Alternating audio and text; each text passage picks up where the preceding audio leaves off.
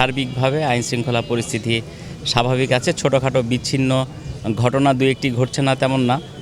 কেউ কাউকে হয়তো হুমকি দিচ্ছেন, বাধা দিচ্ছেন, ভোট কেন্দ্রে যেতে নিষেধ করছেন, এই ধরনের ঘটনাগুলো আমাদের নজরে আসার সাথে সাথে আমরা আইনানুগ ব্যবস্থা নিচ্ছি।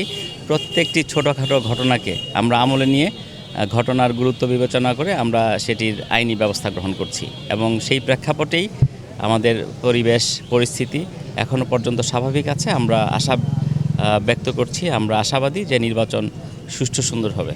আপনারা জানেন আগামী 21 মে চুয়াডাঙ্গা এবং আলমডাঙ্গা উপজেলায় নির্বাচন অনুষ্ঠিত হবে। আমরা এসেছি একটি যৌথ মহড়ার অংশ হিসেবে। জেলা পুলিশ আমাদের সাথে আছেন, আমাদের সম্মানিত জেলা প্রশাসক মহোদয়, তার টিম, জেলা পুলিশের সকল কর্মকর্তাবৃন্দ, গোয়েন্দা সংস্থা, র্যাব এবং আনসার সহ অন্যান্য সংশ্লিষ্ট সকল কর্তৃপক্ষের অফিসার ফোর্স আমরা এসেছি। আমাদের যারা সম্মানিত ভোটারবৃন্দ আছেন তাদেরকে আমরা তাদের জন্য যে একটা সুন্দর নিরবিচ্ছিন্ন নিরাপত্তার ব্যবস্থা করেছি সেটি জানান দিতে এবং তারা যেন large screen, dual stereo speaker এবং সুপারফাস্ট চার্জিং এর সাথে এন্টারটেইনমেন্ট কিং নেক্সট জি N72 একটি উৎসবমুখর পরিবেশে আস্থা নিয়ে ভোট দিতে পারে এবং তাদের ভোট দেওয়ার যাওয়া আসার পথে এবং ভোট কেন্দ্রে কোনো ধরনের বিঘ্ন সৃষ্টি হলে আমরা যে তাদের যারা বিঘ্ন সৃষ্টি করবে তাদেরকে আইনের আওতায় নিব সেটি জানান দিতে আমরা আজকে